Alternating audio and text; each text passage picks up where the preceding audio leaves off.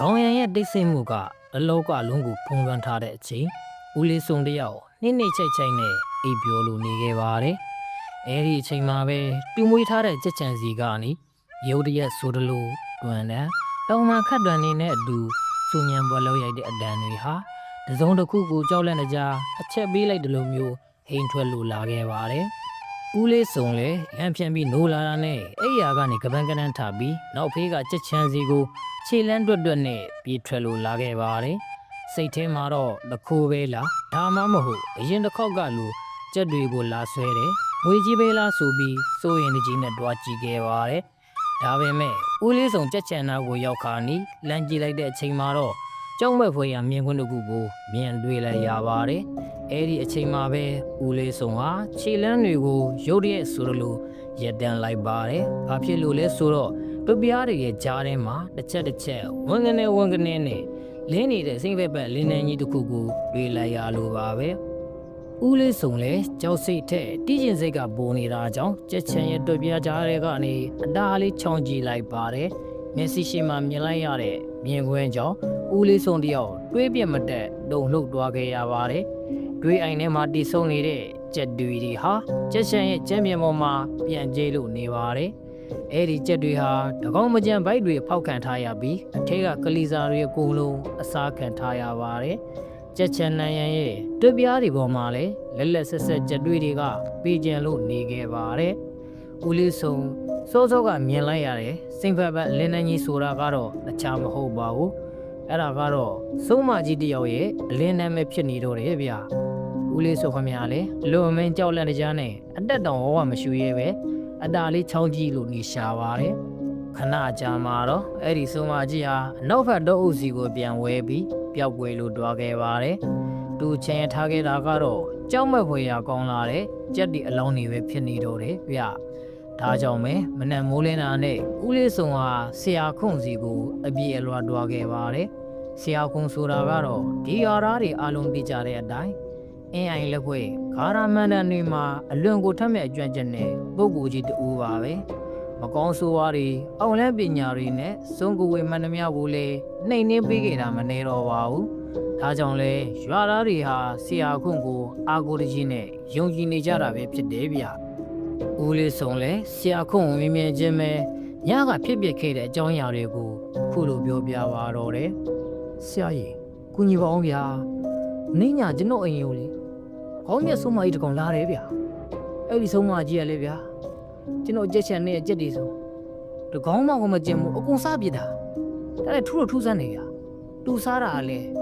ပိုက်တဲ့ကလီစာတွေပဲစားတော့တာဗျဘာရဲ့ထဲတဲ့ကလီစာတွေပဲစားတော့တာဟုတ်လားဒါစင်တော့ဒီဆုံးမမဲ့ရိုးဆုံးမတော့မဟုတ်တော့ဘူးကွာတော်တော်ကိုစစ်မြင်နေတဲ့ဆုံးမဖြစ်ဖို့များတယ်ဒါနဲ့မင်းအိတ်ဆုံးမကြီးကိုကြည့်လိုက်တာဆိုတော့ဘလူးလဲဆိုမတက်တက်ကွဲမြင်လိုက်သေးလားပေါ့အဲ့လိုတော့မမြင်လိုက်ဘူးဗျကျွန်တော်လည်းတွေ့ပြကြတဲ့နဲ့ချောင်းကြည့်တာဆိုတော့ရှေ့မျက်နှာတက်တဲ့ကိုမမြင်ရဘူးဗျဆုံးမကြီးကဒါနဲ့ဆုံးမရဲ့ဗျကျွန်တော်လာမှန်းကြည့်ပုံကြပါတယ်ခဏနေတော့ကြတော်လေးကိုထွက်ပြေးတော့တာဗျအဲ့ဒါနဲ့ကျွန်တော်လည်းနောက်တစ်ခေါက်လာရင်တော့မဖြစ်ဘူးဆိုပြီးတော့ဆရာကြီးစီကိုခုလိုလာပြီးကူညီတော့ရတာပါပဲကူညီရတော့ဟုတ်ပြီကွာဒါမဲ့သူ့ကငါစီရင်လို့ဖို့လိုသေးတယ်ကွာခုဆုံးမကြီးစားတော့တဲ့ကြက်တွေမျက်စိပါလာလားပါတယ်ကျွန်တော်ဆရာကြီးကိုတက်တီပြခြင်းလို့ကိုယူလာတာတော်ရရပေါ့ဗျာဟာကြိုက်ကြလို့ခဏအကြာမှာတော့ဆရာကောင်ဟာကြက်တီအလောင်းကိုယူပြီးအင်းအိမ်ကာရမန်တန်နေနဲ့စာတင်စီရမှာတော့တယ်ဆုံးမကြီးရဲ့တွေးကိုတုံးပြူပြီးမန်တန်နေနဲ့ချီနှောင်လိုက်တာမို့ဒီကြက်တီဟာဆုံးမကိုဆဲဆောင်မဲ့အင်းအိမ်ဝင်အစာတစ်ခုဖြစ်သွားခဲ့ရပါတယ်ညအချိန်ကိုရောက်တဲ့အခါမှာတော့ဆရာခုံနဲ့ဦးလေးစုံတို့နှစ်ယောက်သာကြက်ချန်နာမှာအတားလေးပုံအောင်ပြီး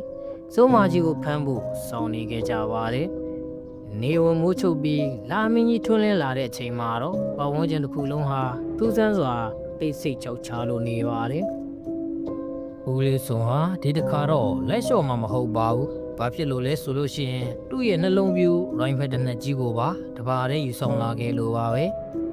အကယ်၍ဒါအဲ့ဒီဆုံးမကြီးတာထွက်လာခဲ့ရင်တစ်ချက်သေးနဲ့အတေတက်ပြဖို့ပြင်ဆင်ထားလိုက်ပါတယ်ခါရမန်တန်တွေနဲ့စီရင်ထားတဲ့ကြက်တွေကလည်းအခုဆိုလို့ရှိရင်ပို့စော်နန်းစာပြူလာပြီးမို့ဦးလေးစုံဟာအဲ့ဒီကြက်တွေကိုဆုံးမကြီးလာမဲ့လမ်းကြောင်းမှာအစာအဖြစ်ချထားပြီး တနက်နဲ့အတင်းချိန်ရွေပြီးစောင့်ဆိုင်လို့နေခဲ့ပါတယ်တောဆက်ရည်တစ်ဖက်ချက်မှာတော့လေတွေကတိုက်ခတ်လာတယ်ပြင်းထန်လာတဲ့ပုံနှံကြီးဟာစုံမကြီးအတွက်လမ်းပြတစ်ခုလိုဖြစ်နေခဲ့ပါတယ်အဲ့ဒီအပုံနဲ့အနောက်ကိုစုံမကြီးဟာတရွေ့ရွေ့နဲ့လွန့်ပြန်လို့လာနေခဲ့ပါပြီအဲ့ဒီအချိန်မှာပဲဆရာကုံစီရင်ထားတယ်အင်းအိမ်မန်တန်ဒီအစမ်းတွေဟာလည်းစုံမကြီးရဲ့ဦးတွေကိုမင်းနဲ့မဲ့တလူမျိုးပူလောင်စေခဲ့ပါတယ်အဲ့ဒီတန်းကိုမခံနိုင်တော့တဲ့စုံမကြီးဟာအစာရှိရာစီကိုမရမနာပဲလာနေတော့တယ်ဗျစုံမကြီးဟာဟိုကြီးဒီကြီးနဲ့အပုံနဲ့လာရာကိုလိုက်ရှာရန်နောက်ဆုံးမှာတော့လေထဲကနေတဆင့်ရှေ့မှာရှိနေတဲ့ကြက်တီဘူးကြီးစီကိုရောက်ရှိလို့လာခဲ့ပါပြီအဲ့ဒီအပုံနဲ့ဟာစုံမတွေရဲ့တဘောအတိုင်းအင်မတန်မှဆွဲဆောင်မှုရှိတာမို့လူမဟာဘာကိုမှတတိမထားမိတော့ပဲအဲ့ဒီအစာစီကိုပဲတက်နက်မက်မက်ကြီးလွန့်ပြန်လို့လာခဲ့ပါပြီစုံမကြီးဟာအစာကိုငမ်းမရစားဖို့ပြင်နေတဲ့အချိန်မှာပဲဦးလေးစုံဟာသူ့ရဲ့လက်ဆွဲတော်နှလုံးပြူးတစ်နှက်ကြီးနဲ့တီတီကြကြချိန်ပြီးတဲ့အခါမှာတော့ပိုင်မီဆိုကမှဒိုင်းကင်းနဲ့ပြစ်ချလိုက်ပါတော့တယ်။တနက်ကြီးစံတွေဟာစုံမကြီးရဲ့နောက်ကျောစီကိုတစ်တစ်မက်မက်ကြီးထိမှန်သွားခဲ့ပါတယ်။အဲ့ဒီအချိန်မှာပဲစုံမကြီးဟာနာကျွန်းလွန်းလို့တလောကလုံးဟိမ့်တက်သွားအောင်စူစူအဝါကြီးနဲ့အော်ဟစ်နေတော့တယ်ဗျာ။နာကျင်မှုနဲ့အတူစုံမကြီးဟာကြည်စံထွက်လာရဘက်ကိုအညိုအတေးအပြည့်နဲ့ပြန်ကြည့်လိုက်တဲ့အခါမှာတော့ကြောက်ဆောင်တော့မှပုံနေတဲ့ဦးလေးစုံကိုမြင်သွားခဲ့ပါတယ်။အဲဒီအချိန်မှာပဲဦးလေးစုံဟာထိတ်လန့်နေကြနဲ့မှတ်မိသွားတာကတော့အဲ့ဒီစုံမကြီးဟာတခြားသူမဟုတ်ပဲသူတို့ရွာထဲကအဖွားတီဖြစ်နေလို့ပါပဲ။အဖွားတီဟာဦးလေးစုံကိုစူးစူးဆိုင်ဆိုင်ကြည့်ပြီးတဲ့နောက်မှာတော့အမောင်လေးကိုအတဲအတန်လွတ်ပြန်ထွက်ပြေးသွားပါတော့တယ်။ဦးလေးစုံလည်းဆရာကြီးကိုအခုလိုမေးလိုက်ပါတော့တယ်။ဆရာကြီးကျွန်တော်တို့နောက်ကိုချက်ချင်းလိုက်ကြမလားဗျာ။လူလည်းတနက်မှန်ထားတာဆိုတော့တိတ်ပြီးတော့အဝေးချင်းမပြေးနိုင်လို့လေးပါဘူး။ကျွန်တော်ခုချက်ချင်းလိုက်ရင်တော့မိနိုင်လို့လေးတယ်ဗျာ။အေးစစ်စစ်နေစမ်းမအောင်ဆိုရ။အနည်းဆုံးတော့အခုငါတို့ဒီဆုံးမှကြီးဘယ်သူလဲဆိုတော့တိတ်သွားပြီပဲ။ဖွားဒီဆိုတော့သူ့အိမ်ကိုပဲသူပြန်ပြေးမှာပါကွာ။ဒါဆိုကျွန်တော်တို့ဖတ်ဆက်လို့ကြမလဲဆရာကြီး။သူကျွန်တော်တို့ကိုမြင်သွားပြီဆိုတော့ဖွားဒီကျွန်တော်တို့အညိုလေးထားပြီးတော့တေချာပေါ့ဂလေသားပြန်ချီတော့မှာပါပဲဗျာ။လေးကြောင်နေပါနဲ့အောင်ဆိုရ။အခုဖွားဒီလည်းမင်းပြစ်လိုက်တဲ့တနက်တန်ကြောင့်5-6လောက်တော့အိမ်ထဲကထွက်ရမှတော့မဟုတ်ပါဘူးကွာ။မင်းကလည်းကြောက်စံဖြစ်ကြံဖန်လေးတော့ကြောက်နေတယ်မိကွာ။ဒီချိန်မှာတော့ဒဏ်ရာအပြစ်ထန်ရတော့တဲ့ဖွားဒီဟာအဲ့ဒီနောက်ပိုင်းမှာတော့ဘယ်မှမထွက်တော့ပဲအိမ်ထဲမှာပဲဘုံအောင်လို့နေပါတော့တယ်သူ့ရဲ့အိမ်ထဲမှာတော့နာကျွန်းလုံးလိုအော်ဟိညီးတွားတဲ့နေကအဆက်မပြတ်ထွက်ပေါ်လို့နေတယ်ဗျဦးလေးစုံရဲ့တနက်ကြီးစံတွေဟာအဖွားတီရဲ့ကိုယ်ပေါ်မှာကြောက်စရာကောင်းတဲ့အနာတရားတွေကိုဖန်တီးခဲ့တာမို့အနာတွေကနေတွေးတွေပြီးတွေမယမနာစီကြလို့နေပါတယ်ဒါတွေမကားသေးပါဘူးဆရာကုံရဲ့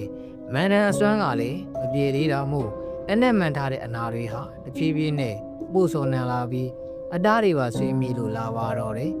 တအိမ်လုံးမှာလည်းညီစော်နံနဲ့အနက်တက်တွေဟာဖုံးလွှမ်းလို့နေပါတော့တယ်ဒါပေမဲ့ညမှာတော့ဦးလေးစုံတယောက်အိပ်ရာထဲမှာစေးအေးလဲရေးအိပ်ပျော်နေတော့နှာခေါင်းထဲကိုအလွန်ပြင်းထန်လာတဲ့လူဒီကောင်ပို့စော်နံကြီးကထောင်းကနေနဲ့ဒိုးဝင်လို့လာခဲ့ပါတယ်အဲ့ဒီအပုံနဲ့ကြီးဟာဦးလေးစုံလေးတိုက်အောင်ဖွင့်ထားတယ်ဖြစ်တဲ့ဘောက်ကနေတဆင့်ဒိုးဝင်လာတာပဲဖြစ်တယ်ဗျဦးလေးစုံလည်းအနက်ဆိုးလွန်းလို့ဖြစ်တဲ့ဘောက်ကိုထပိတ်ဖို့ပြန်လိုက်တဲ့အချိန်မှာပဲစုံဝါကြီးဟာဖြစ်တဲ့ဘောက်ကနေရုတ်ရက်ဆိုလိုဝန်ကနေနဲ့ထွက်ပေါ်လာတာကြောင့်ဦးလေးစုံတယောက်လည်းနောက်ပြန်လဲကျသွားပါတော့တယ်စုံမကြီးရဲ့မျက်လုံးထဲမှာတော့အညိုတီးတွေအမုန်းတရားတွေနဲ့ပြည့်နေပြီးဦးလေးစုံရဲ့အတက်ကိုအခုချက်ချင်းပဲနှုတ်ယူတော့မဲ့အတိုင်းစူးစူးဆိုင်ဆိုင်ကြီးကြည်နေပါတော့တယ်ဗျဦးလေးစုံတယောက်ခြေချော်ပြီးကျမ်းပြင်ပေါ်မှာလဲကျသွားတာကိုမြင်လိုက်တဲ့အခါမှာတော့စုံမကြီးဟာအခွင့်ကောင်းယူပြီးဘုံကရင်းနဲ့ဝင်လာကချက်ချင်းဆိုလိုတိုက်ခိုက်ဖို့ဟန်ပြန်လိုက်ပါတော့တယ်ဒါပေမဲ့ဦးလေးစုံလဲစုံမကြီးတူစီကိုမရောက်ခင်မှာပဲအခွင့်အရေးကိုရယူပြီးအိမ်ပြန်ကိုအမြတ်ဆုံးထွက်ပြေးလာခဲ့ပါတယ်ကံကောင်းထောင်းမစာနဲ့လွတ်လာခဲ့တဲ့ဦးလေးစုံဟာအမောင်ထဲမှာဘောက်ကမှနောက်ပြန်လှည့်မကြည့်တော့ပဲဖနှောင်းနဲ့မြေတာတတတဲ့ကြောက်အောင်ပြေးပါတော့တယ်တို့ရဲ့တူရဲတော့အားကိုရဖြစ်တဲ့ဆရာခုံစီကိုအကူအညီတောင်းဖို့ဥတီပြီးပြေးလာခဲ့တာပဲဖြစ်ပါတယ် ဒါပေမဲ့စုံမကြီးကလည်းဦးလေးစုံရဲ့နောက်ကနေထက်ကြက်မကွာလိုက်လာလို့နေပါတယ်အဲ့ဒီချိန်မှာပဲဆရာကုံဟာဦးလေးစုံအိမ်ဘက်ကိုပြန်ဝဲလာတဲ့စိတ်ဖက်ဖက်လင်းတန်းကြီးကိုလမ်းမြန်လိုက်တာကြောင့်အဖွားဒီတေအောင်ခလာသားချီဖို့ပြန်လာပြီဆိုတာချက်ချင်းတီးလိုက်ပါတယ်အဲ့ဒါကြောင့်ဆရာကုံဟာလက်ခုလက်မာတင်အတင်ဆောင်ဆိုင်နေခဲ့ပါတယ်စိတ်ဖက်ဖက်လင်းတန်းကြီးဟာတဖြည်းဖြည်းနဲ့နီးကပ်လာတာကြောင့်ဆရာကုံလည်းဦးလေးစုံတယောက်အတဲ့အတန်ပြေးသွားလာတာကိုမြင်လိုက်ရတဲ့အချိန်မှာတော့လူရဲ့မော်ရမြောင်ကိုကင်ပြီးဂါရမန္တန်တွေကိုရွတ်ဖက်လိုက်တဲ့အချိန်မှာဓမြောင်ဟာအစမ်းထက်လာတဲ့မော်တာအဖြစ်ပြောင်းလဲသွားကလေထဲမှာပြင်ဝဲပြီးစုံမကြီးရဲ့နှလုံးသားတစ်တဲ့ကိုဘုံကနေဆိုလိုထိုးဆိုင်ဝင်သွားပါတော့တယ်စုံမကြီးဟာမြေပြင်ပေါ်ကိုလဲကျသွားပြီးနာကျင်စွာအော်ဟီယန်ခဏအကြာမှာတော့အသက်ဝိညာဉ်ချုပ်ငိမ့်ကသက်ဆုံးရှုံးလို့သွားပါတော့တယ်အဲဒီနောက်မှာတော့ဆရာကုံနဲ့ဦးလေးစုံတို့နှစ်ယောက်တာအဖွားတီရဲ့ခေါင်းဦးရီနဲ့အတူကိုယ်တွေကိုပါဆရာခုံးရဲ့ကျောင်းတင်ခန်းအနောက်ဘက်မှာမြုပ်နှံလိုက်ကြပါတယ်ဒါရင်မကားသေးပါဘူးနောက်တစ်ချိန်မှာအဲ့ဒီဆုံးမကြီးကပြန်ပြီးမတောင်းကြနိုင်အောင်ဘယ်သူကမှဒုက္ခမပေးနိုင်အောင်လို့လဲဝိညာဉ်တော်ကြိုးခတ်တဲ့အစီရင်တွေကိုပါတပါးတဲ့လှူဆောင်ခဲ့ကြပါတော့တယ်ပရိသတ်များခင်ဗျာရွာထဲကခေါင်းပြက်ဆုံးမကြီးဇလန်းလေးကတော့ပြီးဆုံးလို့တွားခဲ့ပါပြီကျွန်တော်ရဲ့ဇလန်းလေးကိုနားထောင်ပြီးဘဝမောတွေစိတ်ညစ်မှုတွေလောကတွေပြပြောက်ကြပါစေ